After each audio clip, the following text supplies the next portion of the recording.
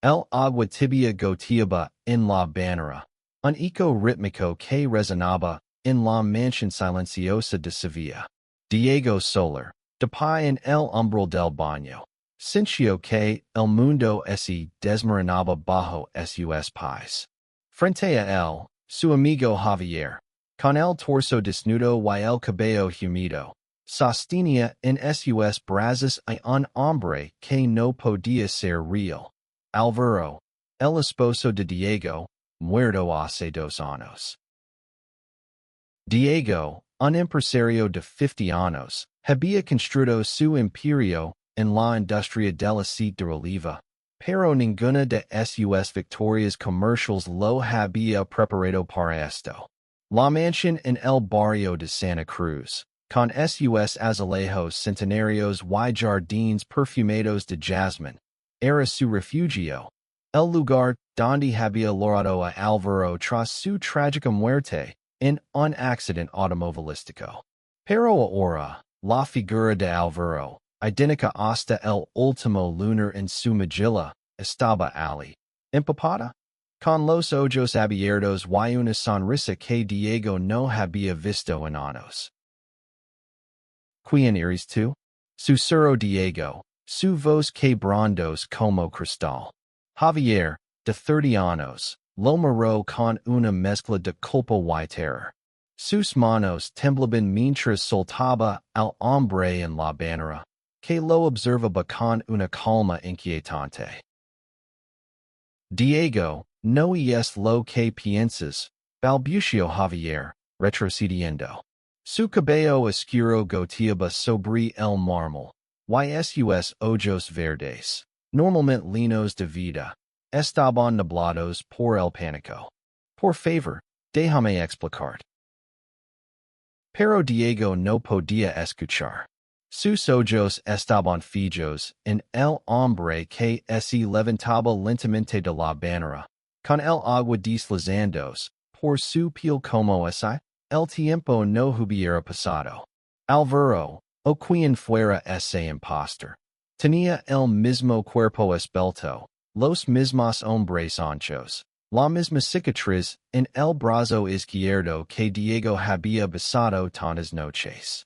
Pero algo en su mirada era diferente, más fría, más calculadora. Diego, amor mío, dijo el hombre con una voz que hizo que el corazón de Diego se detuviera. ¿No me has echado de menos? La habitación dio vueltas. Diego retrocedió hasta chocar contra la pared, su respiración entrecortada. Hace 2 años, había enterrado a Álvaro. Había visto su cuerpo destrozado en el hospital. Había sostenido su mano fría mientras el monitor emitía un pitido final. Esto no podía ser real. Y sin embargo, allí estaba, vivo, desnudo, y en los brazos de Javier, su mejor amigo desde la universidad, el hombre que había estado a su lado en cada momento de duelo. ¿Qué demonios está pasando? Gritó Diego, su voz resonando en los altos tecos de la mansión. La furia y la confusión se mezclaban en su pecho, pero también un destello de esperanza que lo aterrorizaba. ¿Y si Álvaro no había muerto? ¿Y si todo lo que había vivido desde entonces era una mentira? Javier se acercó, con las manos alzadas como si intentara calmar a un animal herido. Diego, escúchame. No es Álvaro. Es complicado. Pero te juro que no quería hacer daño. El hombre en la banera sonrió. Una sonrisa que no ligaba a sus ojos. No seas tan duro con Javier, Diego. Él solo intentaba protegerme. Igual que tú, una vez. Diego sintió un escalofrío. Aquellas palabras, dichas con la misma cadencia que Álvaro usaba, lo golpearon como un puñetazo. Pero no podía confiar en lo que veía. No podía confiar en nadie. Sin decir una palabra, dio media vuelta y salió del baño, ignorando los gritos de Javier. Necesitaba respuestas. Y las encontraría. Aunque tuviera que descentrar el pasado que tanto lo había costado dejar atrás.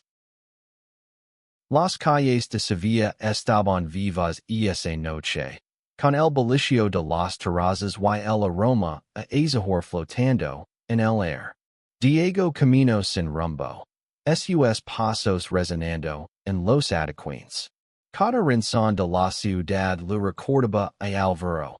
Los bares donde ríen hasta el amanecer. La catedral donde se permitieron amor eterno en una ceremonia íntima. Los jardines del Alcázar, donde Alvaro lo confesó que temía no ser suficient para él. Diego había sido un hombre roto tras su muerte. Y solo Javier había logrado sacarlo del abismo. Con su paciencia, sus bromas y su presencia constante. Javier, el pensamiento de su amigo, ahora traitor, lo quemaba. Habían compartido todo, secretos, sueños, incluso el dolor de perder a Alvaro. Pero esa noche, en la banera, había visto algo más en los ojos de Javier. No solo culpa, sino amor. Un amor que Diego reconoce porque él mismo lo había sentido por Alvaro. Se detuvo frente a un bar en la plaza de la Alfalfa, donde pidió un whisky doble. Mientras el licor quemaba su garganta, repasó los últimos 2 años. La muerte de Alvaro había sido un torbellino. El accidente, las investigations, el funeral. Todo parecía tan claro entonces. Pero ahora, los países no encajaban. ¿Quién era ese hombre en su casa? ¿Y por qué Javier estaba con él? Decidió regresar a la mansión. No podía ir de esto. Si ese hombre no era Alvaro, entonces alguien estaba llegando con su vida, y Diego no había permitirlo. Pero así, por algún milagro imposible, era Alvaro entonces todo lo que quería saber sobre su matrimonio. Su amor y su vida era una mentira. Al llegar a la mansión, la encontró en penumbras. Las luces del baño estaban apagadas, y el silencio era asfixiante.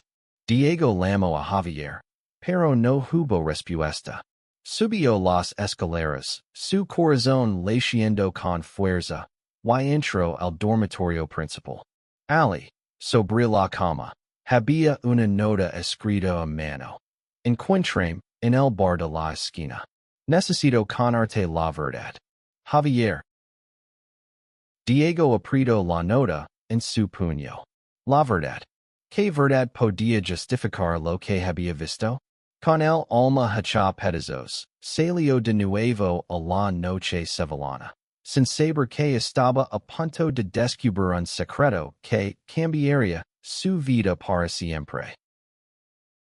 El bar de la esquina era un antro pequeño, con mesas de madera gastada y el olor a cerveza rancha impregnado en el aire. Diego encontró a Javier sentado en un rincón, con los hombres encorvados y una copa de vino tinto frente a él. Sus ojos, normalmente brillantes, estaban apagados, y su rostro reflejaba una lucha interna que Diego no podía descifrar. Habla, dijo Diego, sentándose frente a él sin preámbulos. Su voz era fría, pero temblaba de emoción contenida. Javier alzó la mirada, y por un momento, Diego vio al joven que había conocido en la universidad. El estudiante de arte apasionado, siempre con un cuaderno de bocetos bajo el brazo, que sonaba con pintor murales que cambiaron el mundo. Pero ese Javier parecía muy lejos ahora. No sé por dónde empezar, admitió Javier, su voz apenas un susurro. Pero te juro, Diego, que nunca quis hacer daño. Lo que vis no es lo que parece. ¿No es lo que parece? Diego golpeó la mesa con el puño, haciendo que las copas temblaran. Vi a mi marido muerto, Javier. En mi casa, en tus brazos. ¿Cómo explicas eso? Javier trago saliva. Mirando hacia la ventana como si buscara una escapatoria. No es Alvaro. No exactamente. Su nombre es Lucas. Es su hermano gemelo. Diego sintió que el suelo se desvanecía. ¿Hermano gemelo? Alvaro nunca mencionó un hermano. Nunca.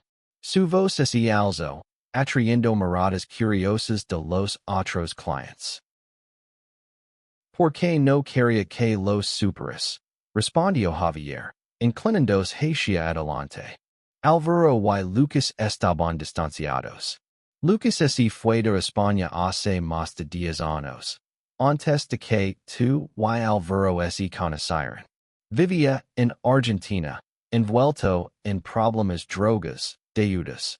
Alvaro lo borró de su vida porque lo rompió el corazón demasiadas veces. Diego negó con la cabeza, incrédulo. Eso no tiene sentido. Si Alvaro tenía un hermano gemelo, ¿por qué no me lo dijo? Éramos esposos, Javier. Compartimos todo. No todo, dijo Javier, y su voz se quebró. Alvaro tenía secretos, Diego. Cosas que no quería que cargaras. Lucas era uno de ellos. Cuando Alvaro murió, Lucas volvió. Me encontró hace unos meses, pidiendo mi ayuda. Estaba destrozado, yendo de su pasado. No sabía a quién más recurrir. Diego sintió una punzada en el pecho. La idea de que Alvaro lo hubiera ocultado algo tan grande lo hiría más de lo que podía expresar. Pero aún había algo que no encajaba. ¿Por qué estaba en mi casa? ¿Por qué en la banera? ¿Contigo? Las palabras salieron cargadas de dolor y celos. Javier se sonrojó, bajando la mirada. Lucas y yo nos acercamos. No planeé que ocurriera, Diego. Pero él es tan parecido a Alvaro, y al mismo tiempo tan diferente. Es vulnerable, roto. Me necesitaba, y yo me enamoré. El silencio entre ellos fue ensordecido. Diego sintió que el mundo se desmoronaba de nuevo. No solo había perdido a Alvaro, sino que ahora Javier, su roca en los peores momentos, estaba enamorado de un hombre que era la viva imagen de su esposo muerto.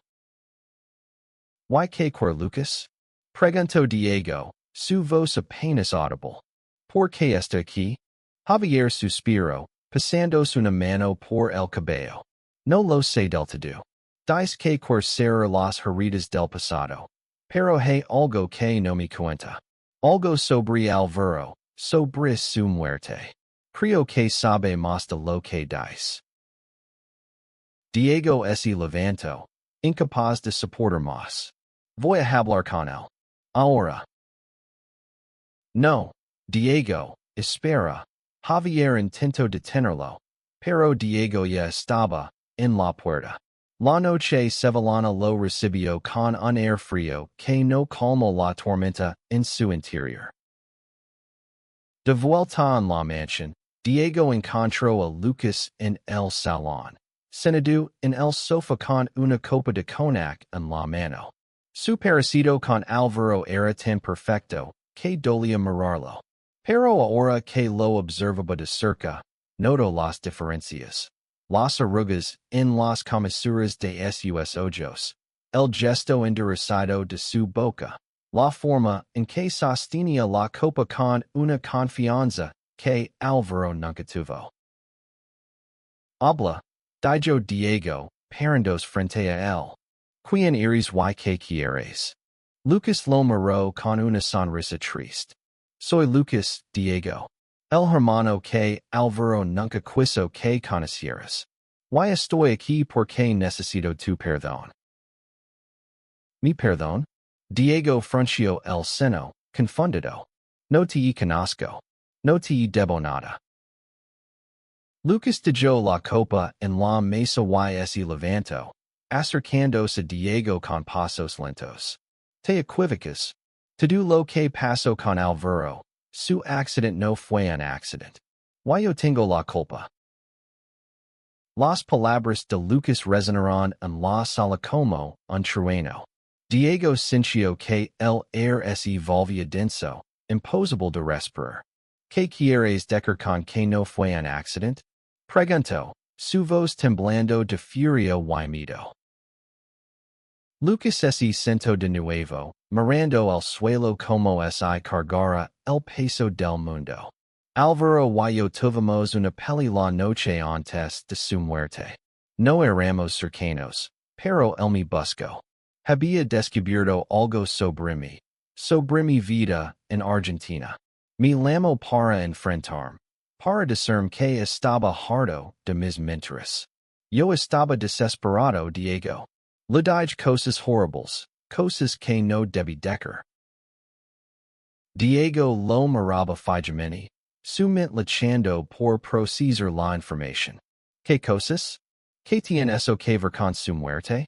Lucas levantó la mirada, y por primera vez, Diego vio un destello de vulnerabilidad en él.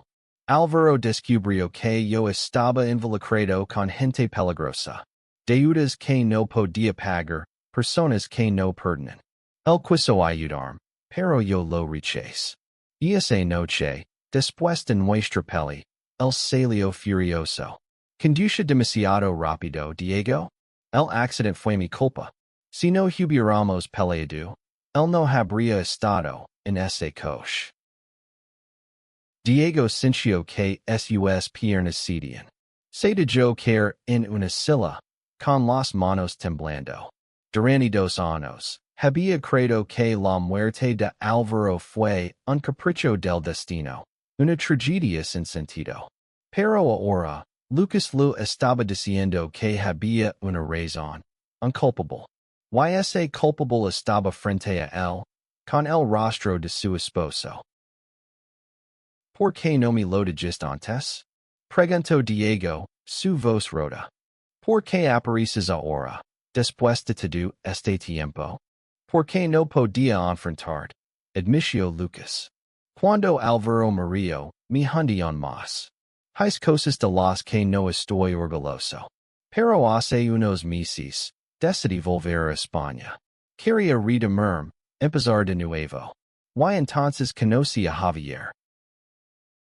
Diego apretó los puños. Javier, ¿qué tienes con él?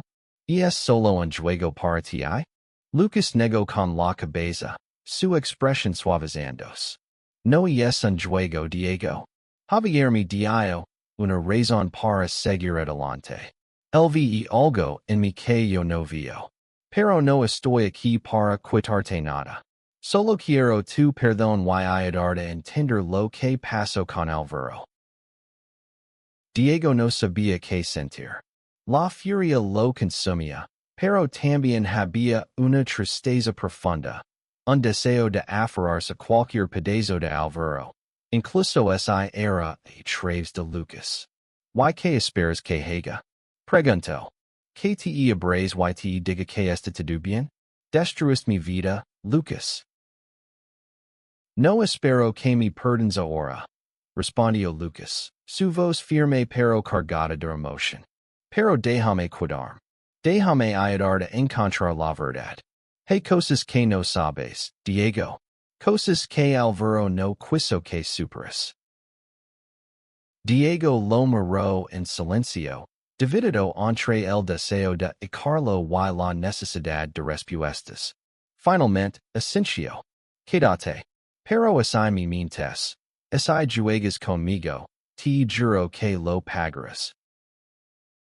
Lucas asintió, y por un momento, la habitación se llenó de un silencio pesado, roto solo por el tic-tac del reloj en la pared. Los días siguientes fueron un torbellino de emociones. Diego permitió que Lucas se quedara en la mansión, pero cada encuentro con él era como abrir una herida. Verlo caminar por los pasillos, escuchar su voz tan parecida a la de Alvaro, era una tortura. Pero también era una oportunidad. Si Lucas sabía algo sobre la muerte de Álvaro, Diego lo descubriría, aunque tuviera que enfrentarse a verdades dolorosas. Javier, por su parte, intentaba reconstruir la confianza con Diego. Lo buscaba en los jardines, en las cenas silenciosas, tratando de explicar sus sentimientos por Lucas sin herir más a Diego. Pero cada conversación terminaba en tensión, con Diego incapaz de olvidar la imagen de Javier y Lucas en la bañera. Una noche, mientras Diego revisaba viejos documentos de Álvaro en su estudio, encontró algo que lo dejó helado. Una carta sin abrir, fechada una semana antes de la muerte de Álvaro. Estaba dirigida a él, escrita con la letra elegante y precisa de su esposo. Con manos temblorosas, la abrió. Mi amor, comenzaba la carta. Si estás leyendo esto, y es porque yo no estoy contigo. Hay cosas que no te dije, no porque no confiara en ti, sino porque quería protegerte. Mi hermano Lucas está en problemas. Y temo que esos problemas nos alcancen. Si algo me pasa, prometin que no dejarás que el odio te consuma. Vive Diego. Ama de nuevo. Iris más fuerte de lo que crees. Diego dejó caer la carta, con lágrimas corriendo por sus mejillas. Álvaro lo sabía. Sabía que algo podía pasar, y aún así, no lo había dicho nada. La verdad era más complicada de lo que había imaginado, y ahora, con Lucas en su casa, Diego estaba a punto de descubrir cuánto más profunda era esa verdad. Diego pasó la noche en vela, con la carta de Álvaro apretada contra su pecho.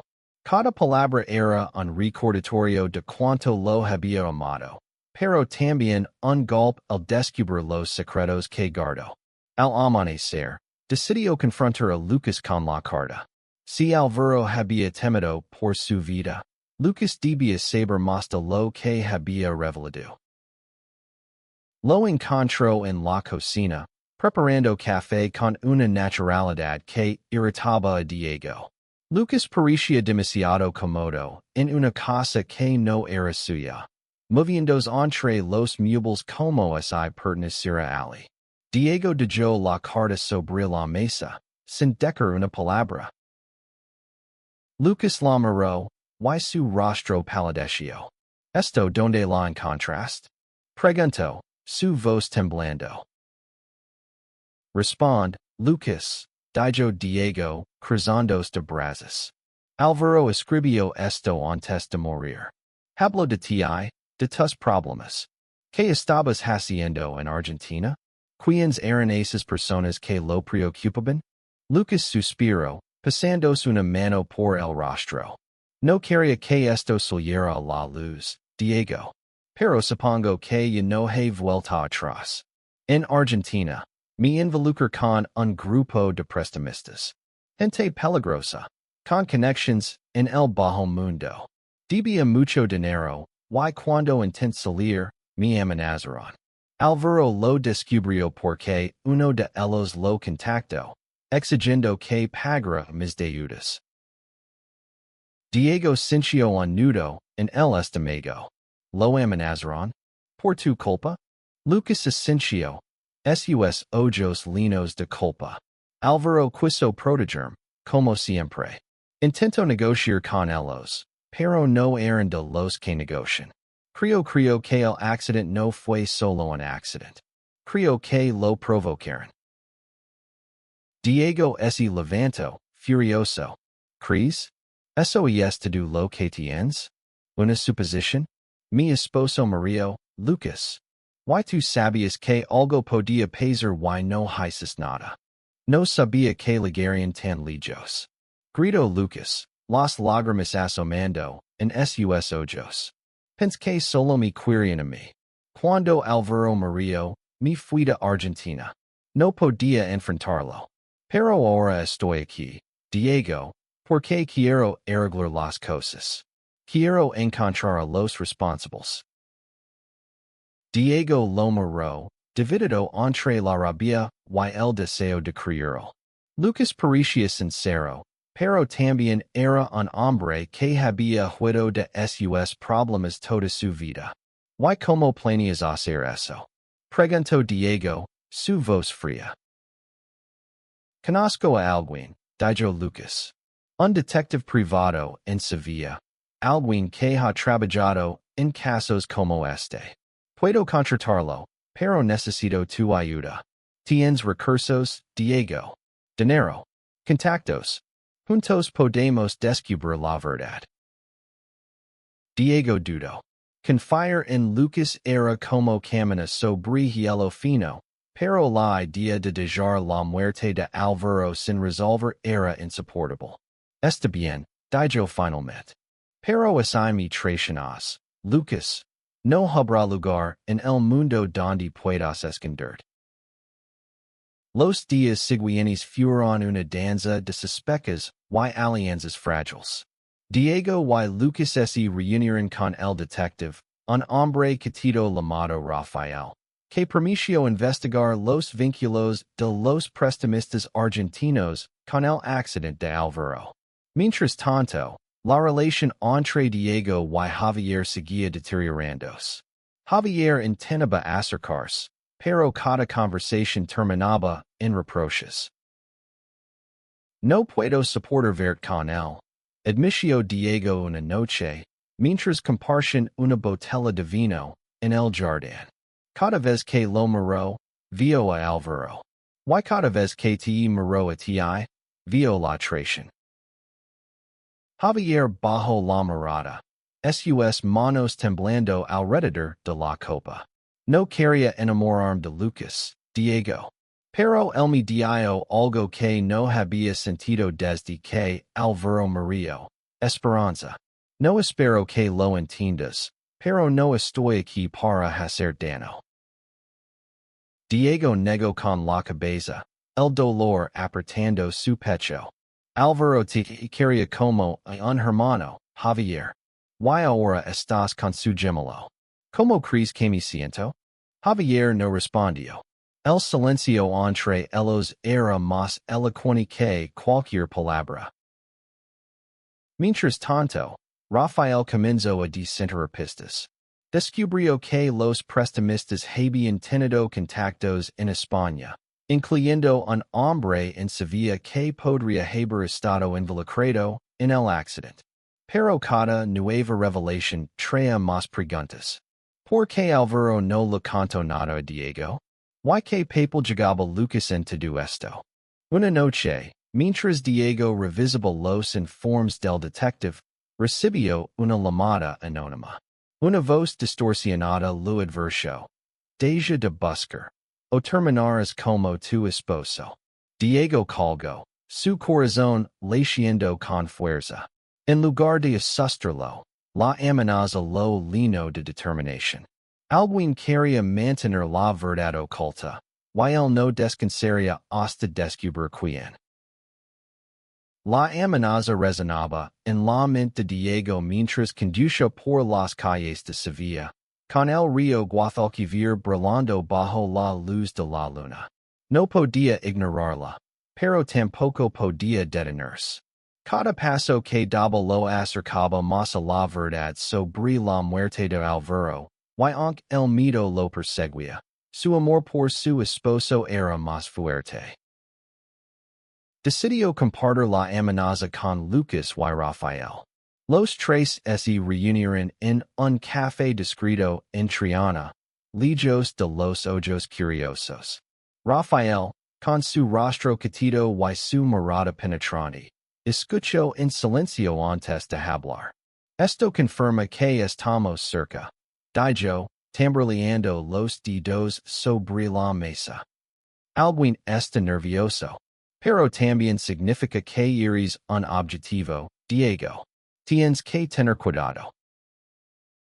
Lucas, sentado junto a Diego, parecía inquieto. No debí involucrar en esto, murmuró. Si algo te pasa por mi culpa. No es por ti. Cortó Diego, Aunque su tono era menos duro de lo que esperaba. Por Alvaro. Quiero saber quién lo mató y por qué. Rafael les mostró un informe. Un nombre. Carlos Mendoza. Un español con conexiones en el bajo mundo argentino. Según los registros, Mendoza había estado en Sevilla la noche del accidente de Alvaro. Y es nuestra mejor pista, dijo Rafael. Pero confrontarlo será peligroso. Este tipo no trabaja solo. Diego Asensio, sintiendo una mezcla de determinación y temor. Hagámoslo. Quiero mirarlo a los ojos y preguntarle que lo hizo a mi esposo. Lucas lo miró. Sus ojos llenos de una emoción que Diego no podía descifrar. ¿Estás seguro, Diego? Esto no es un juego. Estos hombres no tienen límites. Estoy seguro, respondió Diego, su voz firme. Por Alvaro. La búsqueda de Mendoza los llevó a un almacén abandonado en las afueras de Sevilla, un lugar que olía a óxido y desesperación. Rafael había insistido en ir armados, pero Diego se negó. No quería más violencia, solo quería respuestas. Lucas, a su lado, parecía más nervioso que nunca, mirando constantemente por encima del hombro. Dentro del almacén, encontraron a Mendoza, un hombre de mediana edad con una cicatriz en la mejilla y una sonrisa que helaba la sangre. Vaya, el millonario en persona. Dijo, su voz cargada de sarcasmo. ¿Qué quieres, Solar? ¿Vengar a tu marido? Diego dio un paso adelante, ignorando la advertencia de Rafael. ¿Por qué mataste a Alvaro? Preguntó, su voz temblando de rabia. Mendoza rió, encendiendo un cigarrillo. No lo mate, pero sé quién lo hizo. Tu esposo ese medio Donny no debía. Quiso jugar al hero, pagando las deudas de su hermano. Pero hay deudas que no se pagan con dinero. Diego miró a Lucas, que estaba pálido. ¿Y es eso cierto? Preguntó. Alvaro murió por tus deudas? Lucas bajó la mirada, incapaz de responder. Mendoza aprovechó el silencio. Pobre Alvaro. Pensó que podía salvar a su hermano, pero solo ese, puso una diana en la espalda. Y tú, Diego, estás a punto de cometer el mismo error. Antes de que Diego pudiera responder, un disparo resonó en el almacén. Rafael cayó al suelo, con sangre brotando de su hombro. Diego y Lucas se arrojaron al suelo mientras Mendoza huía entre las sombras. El caos se apoderó del lugar, con gritos y el sonido de pasos corriendo. Diego arrastró a Rafael hacia un rincón, intentando detener la hemorragia. Lucas, temblando, sacó su teléfono para llamar a emergencias. Lo siento, Diego susurró. Esto es mi culpa. No es el momento, Lucas, respondió Diego, su voz cortante. Ayúdame a salvarlo. Rafael sobrevivió, pero la experiencia dejó a Diego más decidido que nunca. Mientras el detective se recuperaba en el hospital, Diego y Lucas regresaron a la mansión. La tensión entre ellos era palpable, pero también había un entendimiento tácito. Ambos querían justicia para Alvaro, aunque sus motivos fueran diferentes. Esa noche, Diego no pudo dormir. Se sentó en el balcón, mirando las luces de Sevilla, y pensó en Alvaro, en su risa, en sus abrazos, en las promesas que se hicieron. También pensó en Javier, en cómo su amor por Lucas lo había cambiado todo. Y por primera vez, Diego se preguntó si podía perdonar. No a Lucas, no todavía, sino a sí mismo, por no haber visto las señales, por no haber protegido a Álvaro. A la mañana siguiente, recibió un mensaje de Rafael. Encontré algo. Ve en el hospital. Diego sintió un escalofrío. La verdad estaba cerca, pero con ella venía el riesgo de perder todo lo que on lo cuidaba.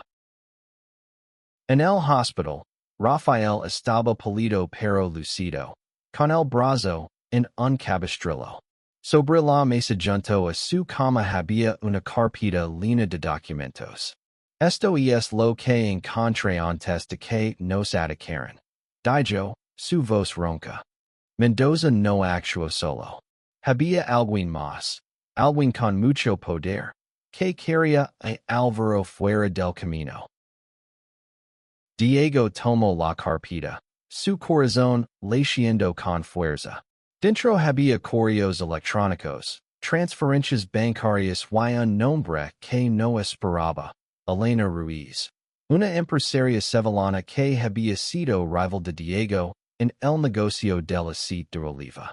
Elena había intentado comprar la empresa de Diego años atrás, pero Álvaro la había convencido de no vender. Ahora, los documentos sugerían que Elena había estado en contacto con Mendoza, pagando para resolver un problema. ¿Elena? Murmuró Diego, incrédulo. ¿Por qué quería matar a Álvaro? No lo sé, admitió Rafael. Pero estos correos muestran que ella sabía de las deudas de Lucas y las usó para aprisionar a Álvaro. Quizás él descubrió algo que ella no quería que se supiera. Diego sintió una furia creciente.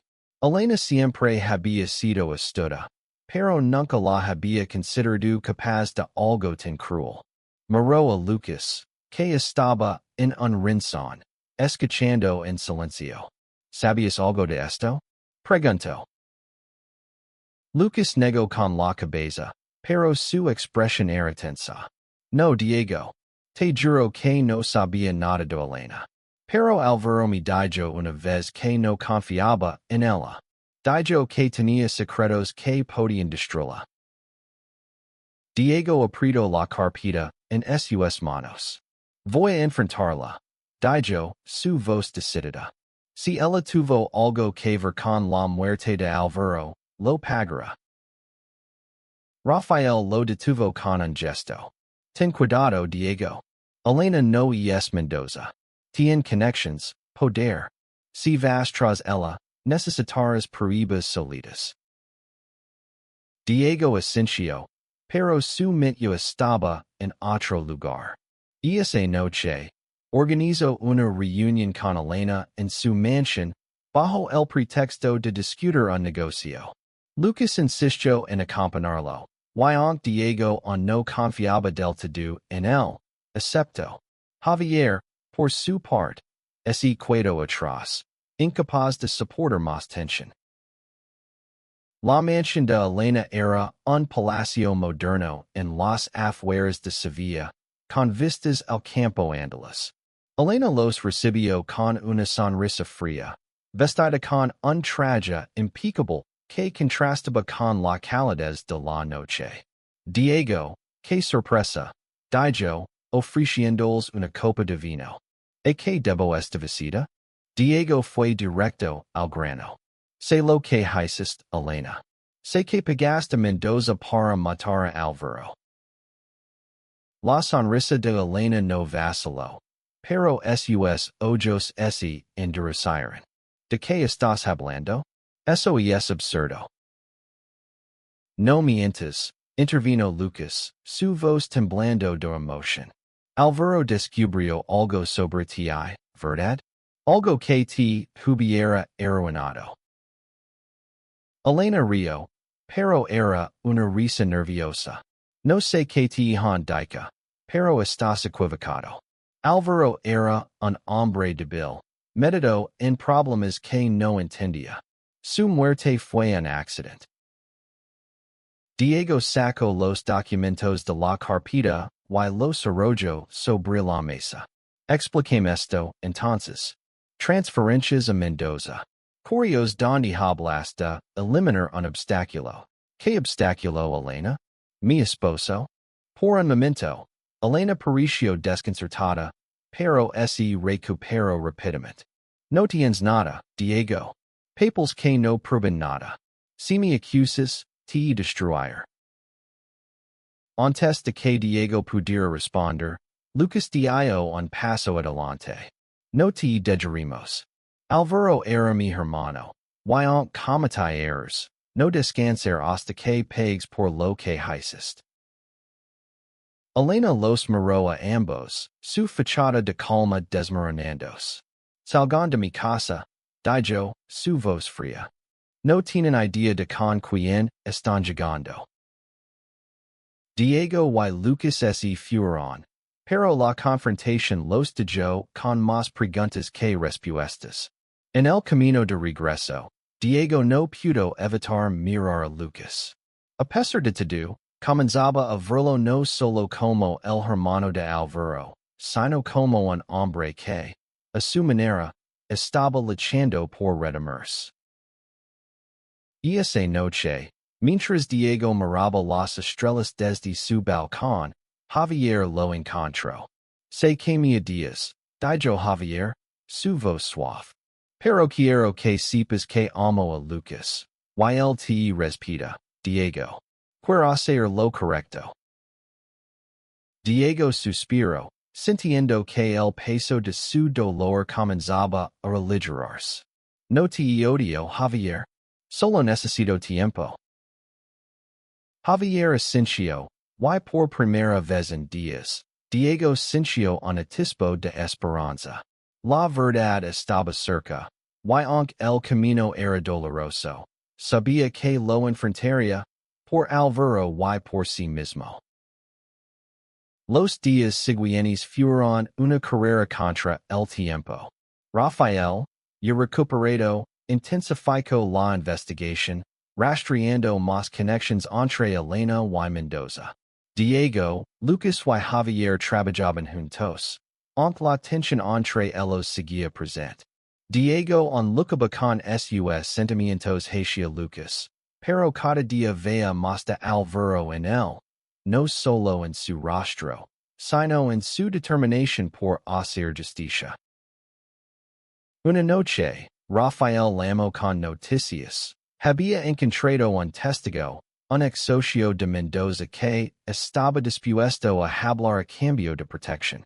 El testigo confirmó que Elena había ordenado el sabotaje del coche de Alvaro, usando las deudas de Lucas como excusa para justificar su muerte. Pero también reveló algo más. Elena estaba involucrada en un esquema de lavado de dinero, y Alvaro, sin saberlo, había descubierto pruebas que podían exponerla. Diego sintió que el rompecabezas finalmente encajaba. Alvaro no murió por las deudas de Lucas, sino porque se había convertido en una amenaza para Elena. La furia lo consumía, pero también había una extraña calma. Por fin sabía la verdad. Con las pruebas en la mano, Diego y Rafael presentaron el caso a las autoridades. Elena fue arrestada, y aunque su ejercicio de abogados intentó protegerla, las evidencias eran abrumadoras. Durante el juicio, Diego tuvo que enfrentarse al dolor de revivir la muerte de Alvaro, pero también encontró consuelo en saber que su esposo había muerto luchando por lo correcto. El día del veredicto, Diego, Lucas y Javier estaban en la sala del tribunal. Elena fue condenada, y mientras la levaban esposada, miró a Diego con odio. Pero él no sintió satisfacción, solo alivio. La justicia no le devolvería a Alvaro, pero le daba un cierre que necesitaba desesperadamente. Después del juicio, Diego invitó a Lucas y Javier a la mansión. Sentados en el jardín, bajo los naranjos, compartieron una botella de vino en silencio. Finalmente, Diego habló. Lucas, No puedo perdonar por todo. Dijo, su voz suave pero firme. Pero entiendo que Alvaro te quería, a su manera. Y2. Javier mereces ser feliz. Javier sonrió, con lágrimas en los ojos. Gracias, Diego. Sé que no ha sido fácil. Lucas tomó la mano de Javier. Y por primera vez, Diego no sintió celos. Vio en ellos lo que él y Alvaro habían tenido. Un amor imperfecto pero real. Alvaro quería que siguiéramos adelante, dijo Diego. Todos nosotros. Esa noche, Diego caminó solo por las calles de Sevilla, dejando que el aroma a azahar llenara sus pulmones. Pensó en Alvaro, en su risa, en su amor. Y aunque el dolor nunca desaparecería del todo, supo que podía vivir con él. Había encontrado la verdad.